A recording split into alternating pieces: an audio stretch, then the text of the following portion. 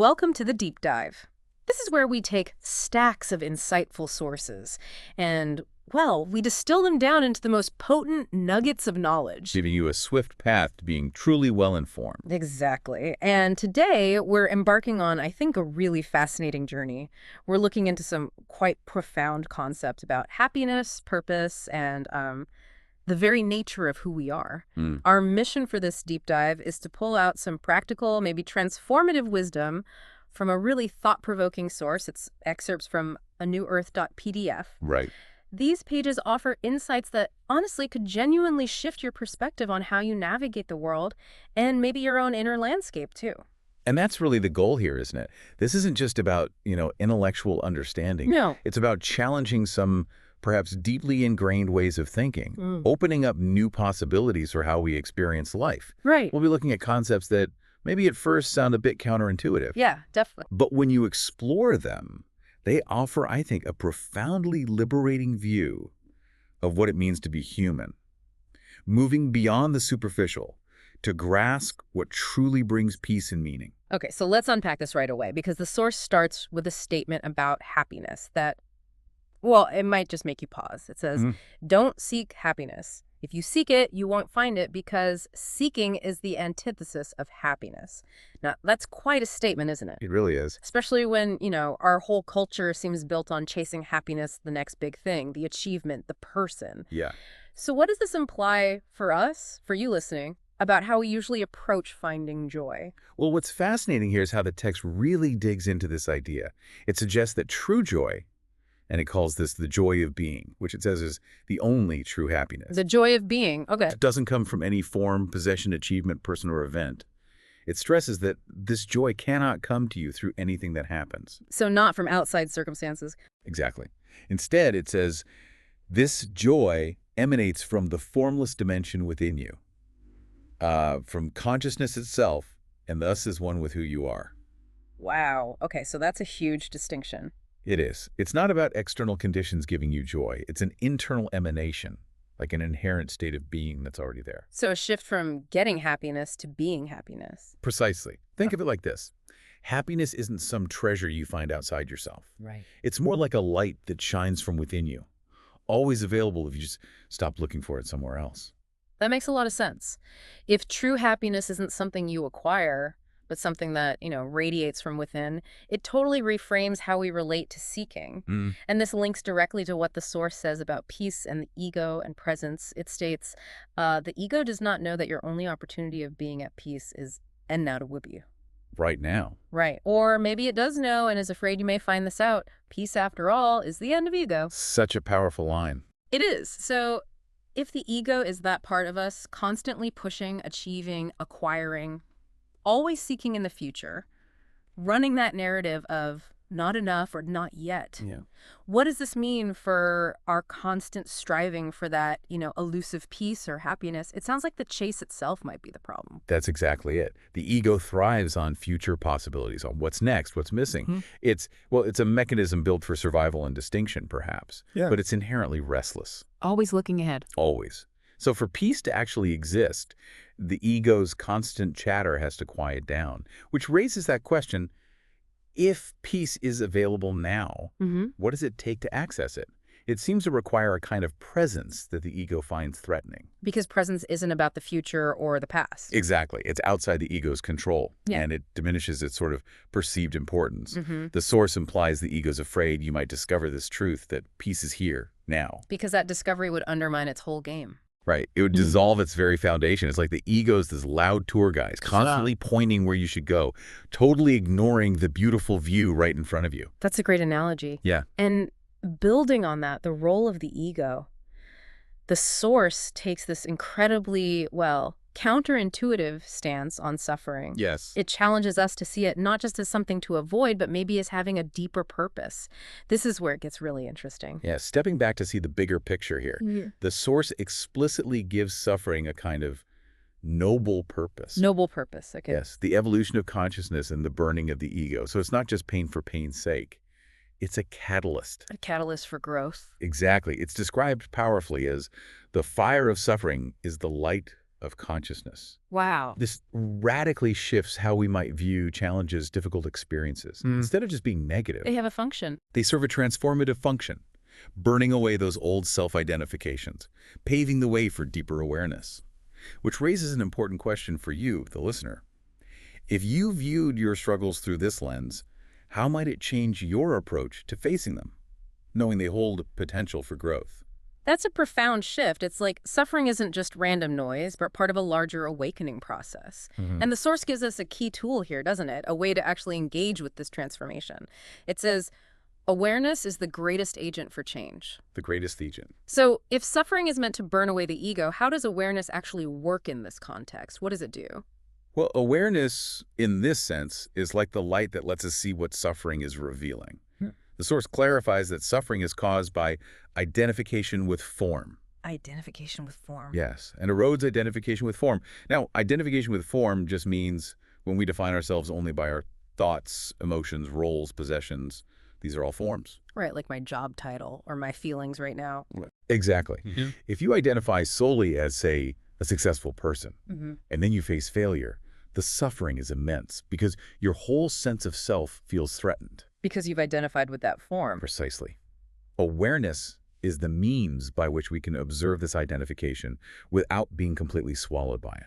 It's like stepping back, Okay. recognizing you are not just your pain or your ego or your circumstances, but the consciousness observing them. The observer. Yes. By becoming aware of the suffering and our identification with form, we start to loosen that grip. We release the identification. On that release. That release facilitates the evolution of consciousness and allows the fire of suffering to illuminate rather than just, consume us. That makes sense. So we've talked about happiness from within, suffering as a catalyst. What does this all mean for who we actually are beyond the roles and the doing? Right. It brings us to that fundamental question of identity. Yeah, and how we balance our humanness with something deeper. Right. And this is a core insight from the Source. It states, "You're a human being. Mastery of life is not a question of control, but of finding a balance between a human and being." Human and being. Yes. Yeah. And it clarifies, human is form, being is formless. Human and being are not separate, but interwoven. Interwoven. Okay, what does that look like? Well, think of an analogy. Human is like the waves on the ocean, moving, changing, defined by their shape. Being is the vast, deep ocean itself, the formless essence underneath, where the waves come from. You are both, the wave and the ocean. Ah, I see. Mastery isn't about getting rid of the human part, the wave. It's about recognizing and integrating both aspects. Yeah. Living fully as a human, engaging with life's forms. Doing the things we do. Right. But always staying connected to your deeper, formless being, that stillness beneath the waves. That idea of being interwoven feels, well, incredibly liberating, actually. It is. It also makes sense of that common feeling, doesn't it? That question the Source mentions. I don't know who I am. Yeah, that existential wobble. Exactly. And the answer it gives is so counterintuitive, but powerful. It says, if you can be absolutely comfortable in not knowing who you are, then what is left is who you are, the being behind the human, a field of pure potentiality rather than something already defined. And then this idea. If you are content with being nobody in particular, content not to stand out, you align yourself with the power of the universe. Wow. That suggests trying to define ourselves, to be someone specific, actually limits us. It seems so. Yeah, exactly. The very act of trying to be something, even yourself, just becomes another form, another role we play. Another mask. Right. The Source makes this fascinating point. You are most powerful, most effective when you are completely yourself, but then it immediately warns, don't try to be yourself. That is another role. It is called natural, spontaneous me. Huh. Okay, so it's a paradox. It is. It points to authenticity not as an effort, but as a release, a letting go. Okay. When you drop the need to define yourself, to perform an identity, or even to stand out, you seem to tap into something deeper, a current. Right. It's in that space of not knowing, of being nobody in particular, that the true being, that field of pure potentiality, can emerge and align with something much bigger than any individual role. Like a river flowing naturally. That's a good image. A river flows most powerfully when it's not trying to force a specific path, just following the natural contours. Okay. And this idea of letting go of definitions about who we are, it seems to extend to how we define and perceive the world, too. Yes. The Source offers this really interesting insight into interpretation, stating, There is nothing either good or bad. The thinking makes it so. That's a radical statement, isn't it? It really is when you think how much energy we spend labeling things good, bad, right, wrong. Constantly judging. And this really raises a question about our everyday judgments, how much we impose our mental frameworks onto reality itself. Right. And connecting this to the bigger picture, the source contrasts two ways of seeing things: cleverness and intelligence. Cleverness versus intelligence. Okay? It says cleverness pursues its own little games and divines, whereas intelligence sees the larger whole in which all things are connected and includes. That's a critical distinction. It really is. Cleverness is like the analytical mind. It's good for problem solving within certain boundaries, Yeah. but it often separates, compartmentalizes. So cleverness might argue if something is good or bad based on narrow criteria. Exactly. Like an economic policy based just on profit, maybe. Intelligence, on the other hand, is described as a more holistic awareness. It perceives the interconnectedness. Seeing the whole system. Yes. Understanding that even things that seem opposite are part of a larger unity. Choosing an intelligent, inclusive perspective means seeing beyond these dualities of good, bad, right, wrong. And recognizing the unity underneath it all. Right. Seeing the entire ecosystem, not just focusing on one plant, so to speak. That's a powerful way to navigate life's complexities. Okay, let's shift now to purpose. This is often where many of us look for meaning, isn't it? The Source presents this, well, beautiful framework for understanding our life's deeper meaning, distinguishing between two kinds of purpose. Yes, it explains. As soon as you rise above mere survival, the question of meaning and purpose becomes of paramount importance in your life. Which makes sense. Once basic needs are met, we ask why.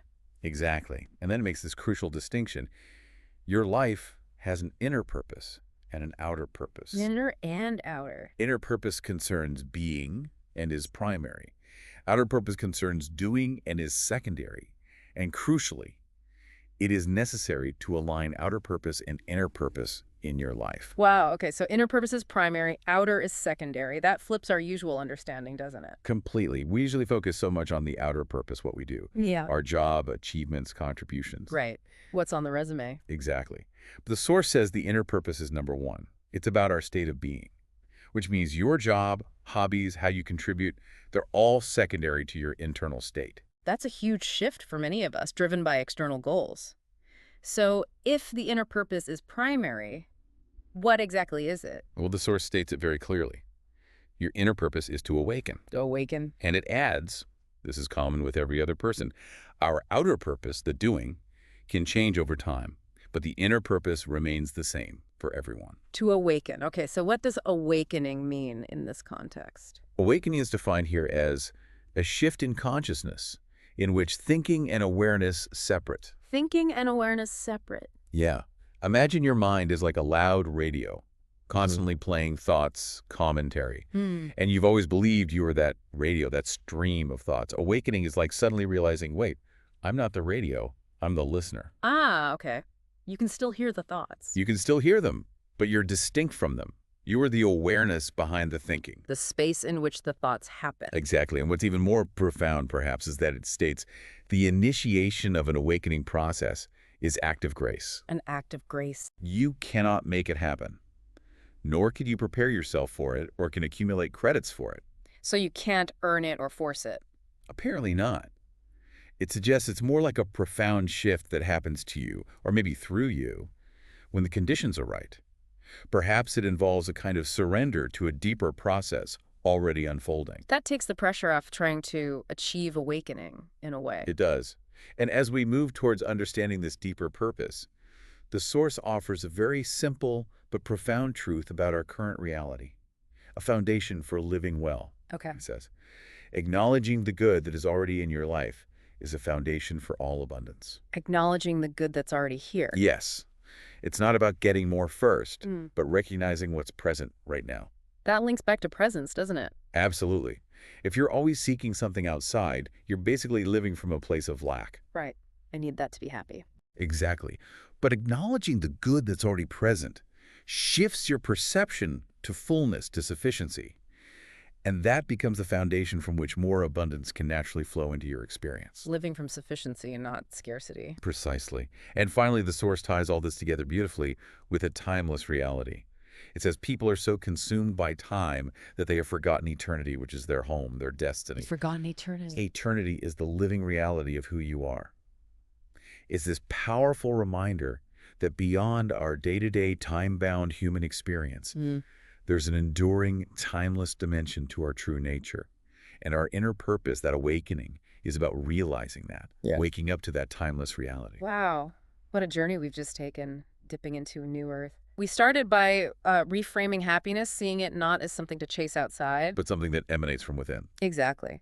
Then we explored suffering, not just as bad, but as a potential catalyst for awakening, for dissolving the ego. The fire that brings light. Right. We looked at the balance of being human being, that interwoven dance of form and formless. The wave in the ocean. And how liberating it can be to just be comfortable not knowing who you are, aligning with something bigger. The power of the universe, yeah. And finally, we uncovered those two dimensions of purpose, inner and outer, with inner awakening being our common primary path. Leading us back to that eternal reality of who we are. Yeah. These aren't just, abstract ideas floating around. They feel like pathways, genuine pathways to a more profound experience of life itself. Absolutely. And this deep dive really invites you, the listener, to consider, what if that peace, that joy you might be seeking, isn't actually found in all the outward striving?